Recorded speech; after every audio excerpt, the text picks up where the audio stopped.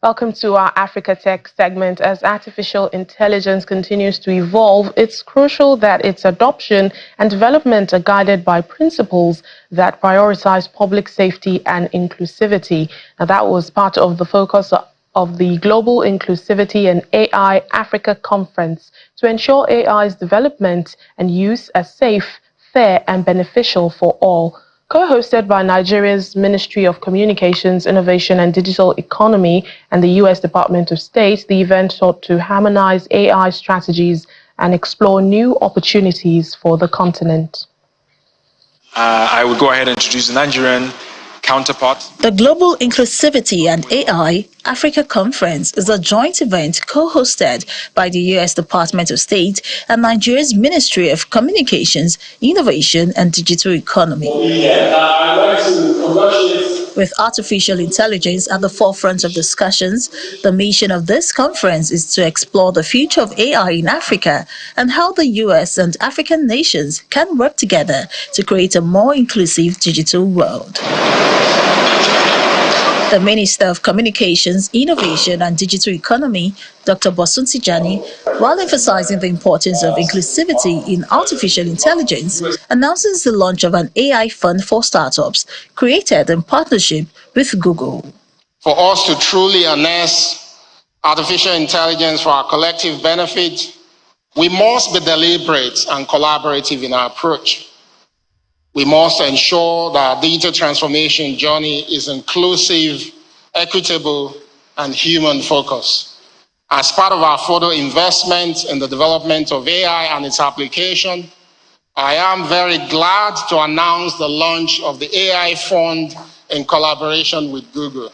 The 100 million Naira fund, developed in collaboration between our National Center for Artificial Intelligence and Robotics and Google, represents a commitment to nurturing the next generation of AI-driven solutions in Nigeria.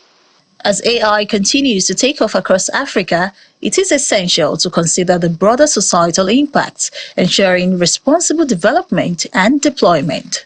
The African Union's landmark AI strategy sets the roadmap for African countries to harness AI's potential.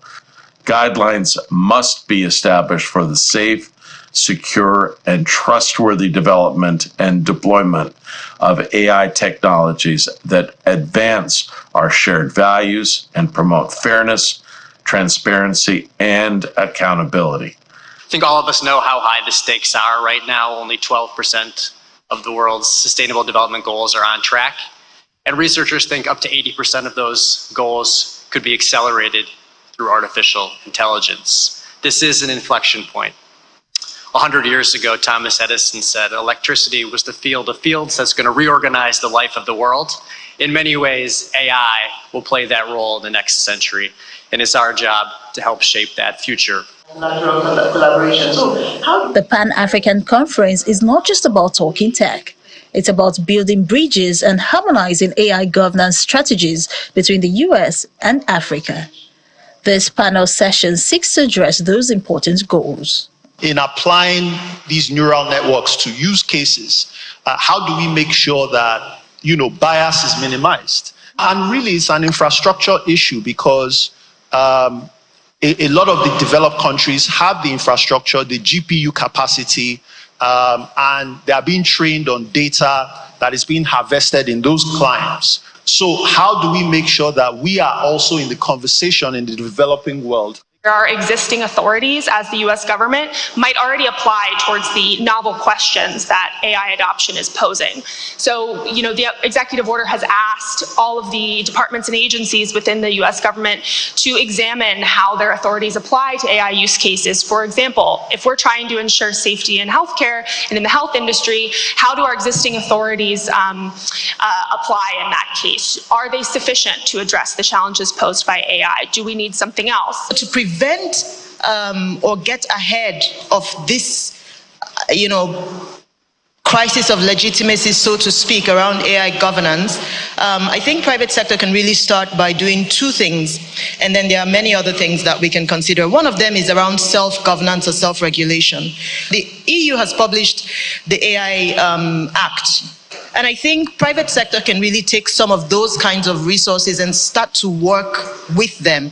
Basically, be the testing ground for what AI governance would look like, what the self-regulation would look like. Like rely on AI. With a strong focus on ensuring that technologies, especially artificial intelligence, are inclusive and transparent, the conference's energy appears optimistic, as it's about setting the stage for Africa to harness the power of AI in a way that drives innovation and ensures a better future for everyone.